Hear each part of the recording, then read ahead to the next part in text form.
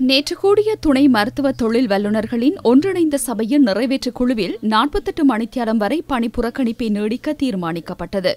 பதவி உயர்வு, வார இறுதி மற்றும் விடுமுறை கொடுப்பனவு, பட்டதாரிகள் ஆட்சேர்ப்பு, சம்பளம் மற்றும் கொடுப்பனவு உள்ளிட்ட பிரச்சினைகளையும் சில கோரிக்கைகளையும் முன்வைத்து இவர்கள் பணி புறக்கணிப்பில் ஈடுபட்டுள்ளனர். நாம் சகல சிறுவர் வைத்தியசாலைகள், மகளிர் வைத்தியசாலைகள், புற்றுநோய் வைத்தியசாலை, சிறுநீரக வைத்தியசாலை, விசேட வைத்திய பிரிவுகளை தவிர்த்து பணிப்புறக்கணிப்பை முன்னெடுத்துள்ளோம். நோயாளர்கள் குறைந்த அளவிலான சிரமங்களை எதிர்கொள்ளும் வகையிலேயே இந்த பணிப்புறக்கணிப்பு முன்னெடுக்கப்பட்டுள்ளது. நமக்குள்ள பிரச்சனைகளுக்கு சாதகமான பதிலை வழங்கினால் இந்த பணிப்புறக்கணிப்பு எதிர்காலத்தில் கைவிடப்படும். அவ்வாறு சாதகமான பதில் வழங்கப்படாவிட்டால் நாம் நிச்சயம் தொடர்ச்சியாக தொழிற்சங்க நடவடிக்கைகளை முன்னெடுப்போம்.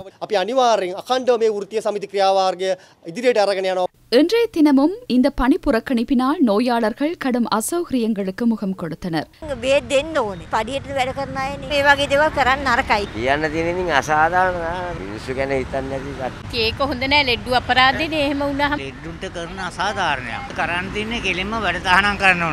எவ்வாறெனினும் அதிகாரிகள், வைத்தியசாலை பணிக்குழாமினர் தமது கோரிக்கைகளை வென்றெடுப்பதற்கு எமது வாழ்க்கையை பலிக்கடாவாக்குவது அநீதியான செயல்பாடு என நோயாளர்கள் தெரிவிக்கின்றனர்.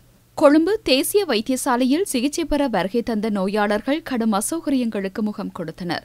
வெளி நோயாளர் பிரிவில் மருந்து விநியோகிக்காததனால் அரச மருந்தகங்களில் இலவசமாக மருந்துகளை பெற்றுக்கொள்ள சுகாதார பணிப்பாளர் நாயகம் வசதிகளை ஏற்படுத்தி கொடுத்திருந்தார்.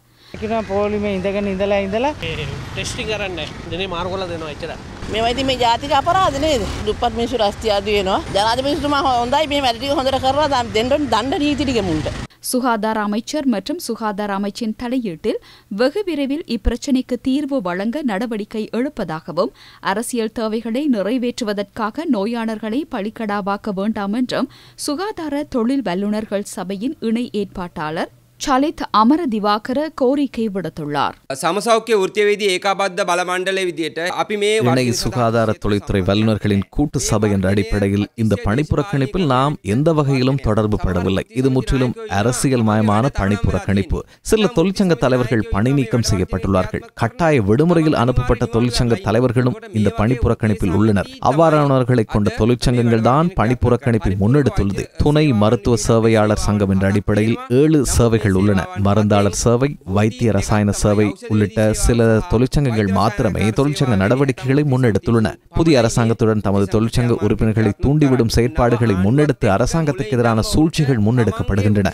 பணிப்புறக்கணிப்புக்கு இடையே பணிப்புறக்கணிப்போடு தொடர்பு படாமல் இந்த பிரச்சனையை தீர்க்க முடியும் என்ற நம்பிக்கையை கொண்டுள்ள தொழிற்சங்கங்களுடன் இன்றைய தினமும் சுகாதார அமைச்சர் பேச்சுவார்த்தைகளை நடத்துவதற்கான சந்தர்ப்பத்தை வழங்கியுள்ளார். அவ்வாறான பேச்சுவார்த்தைகளின் ஊடாக பிரச்சனைகளுக்கு தீர்வை வழங்க சுகாதார அமைச்சரும் அரசாங்கமும் நடவடிக்கைகளை எடுத்துள்ள சந்தர்ப்பத்தில் இந்த தேவையற்ற தொடர் பணிப்புறக்கணிப்பு முன்னெடுக்கப்படுகிறது.